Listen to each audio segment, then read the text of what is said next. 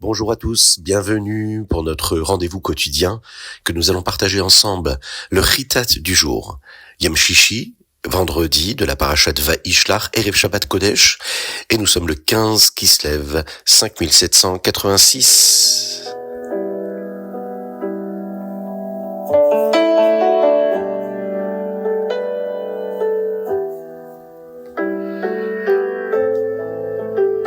Nous avons commencé à dire le Ten Talum Matar dans la Hamida depuis hier soir. C'est le mois de Kislev, il commence à faire froid. On est à New York et le rabbi était en route pour le mikvé. Pendant ce mois de Kislev, alors qu'il marchait, il vit un jeune homme d'une vingtaine d'années, a priori non religieux, qui marchait avec une chemise légère et qui semblait trembler de froid. Le rabbi l'aborda et lui parla. Cet homme-là expliqua qu'il avait perdu son emploi et qu'il n'avait plus d'argent pour s'acheter un manteau.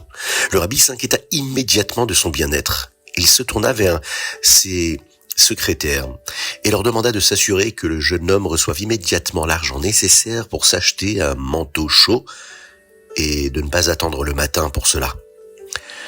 Le rabbi s'adressa ensuite au jeune homme et lui dit, avec une profonde chaleur, « Il est essentiel d'avoir chaud physiquement, mais rappelez-vous, que la chaleur d'un juif vient avant tout de l'intérieur. Lorsque vous faites une mitzvah, même la plus petite, la flamme de votre âme, la shalhevet, s'allume. Et cette chaleur est plus forte que n'importe quel froid extérieur.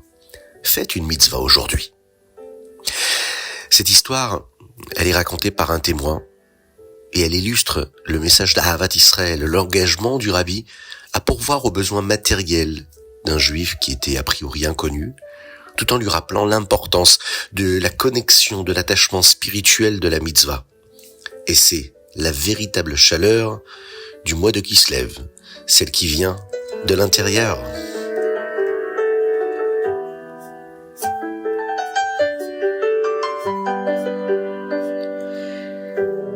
Nous démarrons avec notre Chumash. Aujourd'hui, nous allons parler de cette magnifique promesse et de la bracha, la bénédiction finale de Yaakov Avinu. Nous terminons les événements qui ont commencé au début de la paracha. Yaakov avait fui Esav, il arrivait à Beth-El où Hachem lui a promis la protection. Il avait lui-même fait des promesses. Nous avons vécu les événements de Dina et de Shrem qui est arrivé parce qu'il n'avait pas encore tenu ses promesses. Il a maintenant atteint l'endroit du rêve, Beth-El, et là va tenir sa promesse. Hakadosh Baruch Hu va promettre Yaakov Eretz Israël. Yaakov va donc ériger une stèle, une matzeva en pierre. Il va y verser du vin et de l'huile en offrande à Hachem et va confirmer que cet endroit s'appellera à présent Beit-Kel, la maison de Dieu. Ils voyagèrent ensuite vers Hebron. Ils n'avaient pas encore atteint Ephrat quand vint le moment pour Rachel d'accoucher. Là, ce fut très difficile pour elle et la sage-femme lui dit de ne pas avoir peur, car elle allait avoir un autre garçon. Elle eut des triplés, un garçon et 2 filles. Mais Rachel, malheureusement, décéda juste après la naissance des bébés. Elle appela le garçon Ben-Oni, le fils de ma tristesse. Yaakov, cependant, l'appela Binyamin, le fils du sud, car il fut le seul à naître en Eretz Israël, qui est au sud de Padan Aram. Rachel fut enterrée au bord de la route menant à Ephrat, également appelée jusqu'à aujourd'hui Beit Lechem. Yaakov aurait pu l'enterrer dans la Meharat Amarpela, qui n'était pas particulièrement loin, mais Akadosh Baruch Hu lui dit d'enterrer Rachel au bord du chemin, afin que, lorsque le Ham Israël et les Juifs partiraient en exil, ils passeraient devant son tombeau. Lorsque Rachel les verrait partir en exil, elle supplierait Akadosh Baruch Hu d'avoir pitié de ses enfants, et Hachem promettrait qu'il reviendrait en Eretz Israël grâce à son mérite. Maintenant que Rachel était décédée, Yaakov décida de déménager dans la tente de Bilha. Car Rachel avait dit à Yaakov de l'épouser, et elle était, elle, l'aide, la servante de Rachel. Mais Réhouven fut très contrarié. Il estimait que Yaakov aurait dû déménager dans la tente de sa maman à lui, Léa, car elle était la sœur de Rachel, et Bilha n'était que son aide. Il déplaça donc le lit de Yaakov sans permission. Étant donné que ce n'était pas un honneur dû au père et à la mère, c'était pas ce que nous appelons Kiboud Avahem de déplacer le lit de son père, Yaakov fut contrarié et dit à Réhouven ce qu'il avait fait de mal. Et Réhouven va faire tchouva immédiatement. Maintenant que Binyamin était né, Yaakov avait 12 fils. De Léa, il eut Réhouven, Shimon, Lévi, Yehuda, Issachar, Zevulun. De Rachel, il eut Yosef et Binyamin. De Bilha, Dan et Naphtali. Et de Zilpa, Gad et Asher. Chacune des tribus, sauf Yehuda et Yosef, épousa les sœurs jumelles nées des autres tribus. Si vous vous souvenez, 2 des tribus eurent 2 triplées sœurs, Shimon et Binyamin. Ainsi, 4 des tribus qui épousèrent 2 femmes. Shimon épousa lui également Dina. Avant le don de la Torah, il était permis aux frères et sœurs de se marier. Après Matan Torah, c'est devenu interdit. En l'an 2208, Yaakov arriva chez son père Yitzhak à Hebron, et 20 ans après son arrivée à Hebron, Yitzhak décéda. Il vécut 180 ans, plus longtemps que son père Abraham, qui lui avait vécu 175 ans. Esav et Yaakov l'enterrèrent ensemble dans la Meharat à Merpela. La Torah nous parle également de la famille de Esav, qui est appelée Édom également. Après le retour de Yaakov, Esav déménagea à Har Seir, au mont Seir. Il prit sa famille et toutes ses possessions afin de ne pas être trop proche de Yaakov, car il n'y avait pas assez de terre pour nourrir tous leurs animaux au même endroit. En réalité, les textes nous disent qu'Esav aurait pu dire à Yaakov d'aller vivre ailleurs, car Esav était là en premier. Mais Esav savait que s'il obtenait Eretz Israël, il devrait aussi subir la galoute, l'exil, et il ne voulait pas de cela. Il préférait la facilité. Il était également embarrassé d'avoir vendu le droit d'aînesse à son frère Yaakov. Il préféra donc partir plutôt que de se disputer pour rester. Et nous concluons cette paracha avec l'énumération des noms et des chefs de famille, des enfants de Esav.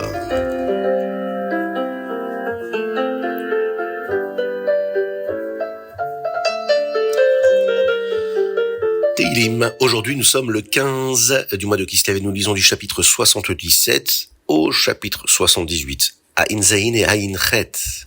Dans le Teilim d'aujourd'hui, il y a un verset qui dit comme ça. Nachita ketzon amecha beyad Moshe ve'Aaron. Tu as conduit ton peuple comme des brebis par la main de Moshe et Aaron. Pourquoi David Amelech dit-il qu'Hachem a conduit le Ham Israël avec Moshe et Aaron? A priori, Moshe était le seul Nassi, le seul chef de la génération. Pourquoi parler ici de Aaron en tant que leader également? Akadosh Baruch Hu a donné la Torah au Ham Israël. Il y avait dans la volonté d'Hachem qu'il vive exactement comme la Torah le dicte. Cependant, le Ham Israël n'est pas né automatiquement de cette manière. De même que nous avons besoin de nos parents pour nous aider à devenir de meilleures personnes et de bons juifs, le Ham Israël avait aussi besoin d'aide lorsqu'ils ont quitté l'Égypte. Ils venaient d'être nés d'un exil difficile et étaient devenus la nation de Dieu.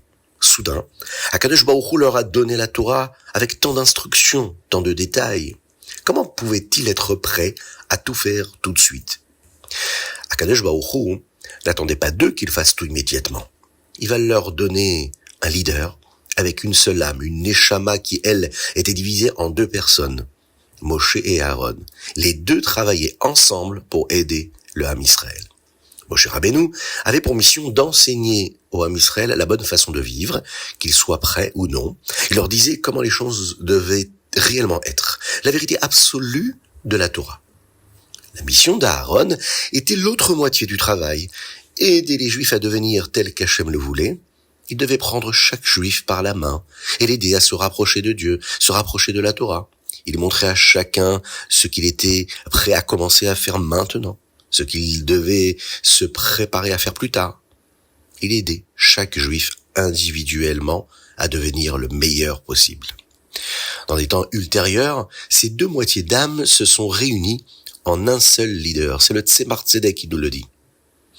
Un verset du Télim dit que cela commence à l'époque de Shmuel Hanavi, et le Rabbi enseigne qu'il en fut de même pour les Rebbeim, les maîtres de la Chassidut Chabad.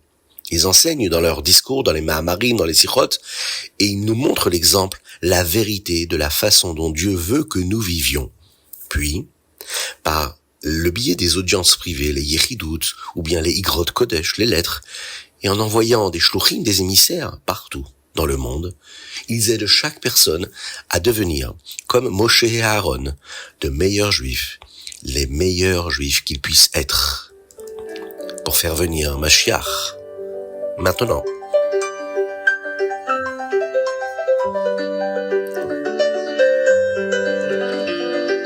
Tania Kuntres Acharon et nous sommes dans le chapitre 6. Nous avons appris hier à quel point la Torah est si spéciale et qu'un minuscule détail d'une mitzvah peut apporter de la chayut, la vitalité de Dieu dans le monde. David Amelech a traversé beaucoup d'épreuves dans sa vie, mais il s'est forcé de se rendre heureux en pensant à la Torah. Il partage cela avec nous plus tard dans la Teilim, comme il dit « Zemirot hayu li chukecha beveit megurai » « Tes mitzvot étaient comme des chants pour moi ». Quand il pensait à l'importance de chaque détail de la Torah, David Amelech était rempli de joie. Plus tard dans la vie de David, lorsque les choses se sont améliorées et qu'il ramenait le Aaron à Kodesh des Pélishtim, il l'a ramené vers la cité de David, et David Amelech oublia une halakha bien précise qu'il était censé connaître, celle de ne pas porter de cette façon-là le Aaron à Kodesh. La leçon de la pnimiyut à Torah, de la profondeur de la Torah à ce sujet est que Akadosh Baruch Hu dit à David Amelech, sais-tu pourquoi cela est arrivé? Eh bien parce que ta louange de la Torah portait seulement sur le fait que la Torah est ce qui donne sa vitalité au monde. Mais ça, c'est la partie extérieure, c'est juste une partie. Mais il y a la partie la plus importante. Au lieu de cela, tu aurais dû louer la Torah parce qu'elle est le trésor spécial de Dieu et elle est la nourriture des âmes. C'est ce que nous appelons la partie pnimite intérieure de la Torah. La partie principale. Parce que tu ne pensais qu'à la chitzoniut de la Torah, la partie superficielle et extérieure de la Torah, tu as pu oublier une partie de la Torah qui était cette halakha qui t'interdisait de le porter de cette façon, ce Aaron HaKodesh. L'oubli, la shichecha, vient de ce que nous appelons la chitzoniut d'une personne, la superficialité, la partie extérieure d'une personne. Nous n'oublions pas les choses qui sont très importantes pour nous. Prendre conscience, s'attacher au message, c'est intérioriser et en faire sien une notion de Torah, une halakha de la Torah.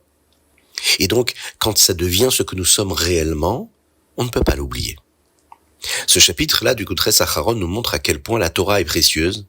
Ça nous donne la vitalité, la chayut, pour ne jamais manquer une seule occasion d'étudier la Torah. Et pour étudier la Torah d'une manière qui, elle, nous fera vivre selon la Torah, selon tous ces préceptes que nous étudions et que nous intériorisons dans notre quotidien.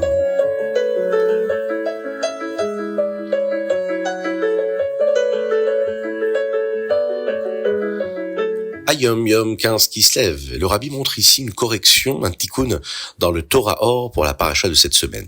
Il y a un enseignement également du Baal Shem Tov dans notre Yom Yom. Le Rabbi Shneur Zalman, dont la fête de la délivrance est dans quelques jours, le 19 qui se lève, a dit au Admour HaEmtsaï, dont la fête de la délivrance a eu lieu il y a quelques jours, quelque chose de très important que le Baal Shem Tov a enseigné. Un juif doit avoir et éprouver du Messirut Nefesh, c'est-à-dire se donner et être capable et prêt à faire n'importe quoi par Ahavat Israël, par amour de son frère juif. Même un homme que nous n'avons jamais rencontré ou jamais vu.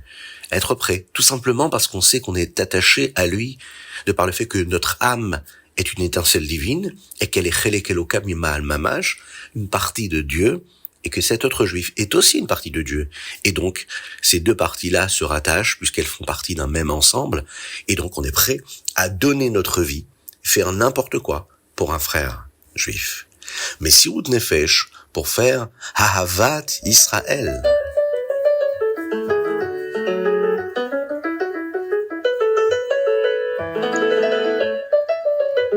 Rambam. Aujourd'hui, nous sommes toujours dans les lois du voisinage. Dans le chapitre Yud, le Rambam ici nous apprend comment nous devons faire attention à ne pas déranger les autres personnes dans une ville. Nous ne pouvons pas construire quelque chose de très malodorant trop près d'une ville, car tout le monde pourrait sentir l'odeur. Dans le chapitre 11, ici, on nous enseigne qu'il ne faut pas déranger les personnes qui vivent près de nous avec des choses malodorantes ou bruyantes. Et ce qui se passe si nous avons déjà construit quelque chose de dérangeant pour nos voisins et comment nous devons cesser de l'utiliser. Et enfin, dans le 12e chapitre ici, on nous enseigne les lois du Bein Hametzer. Si une personne veut vendre son champ, elle doit d'abord le proposer à son voisin qui est immédiat. Ce sera beaucoup plus facile pour lui de l'utiliser et bien sûr, cela nous permet de vivre dans un monde de bienveillance tous ensemble. Bezrat Hashem.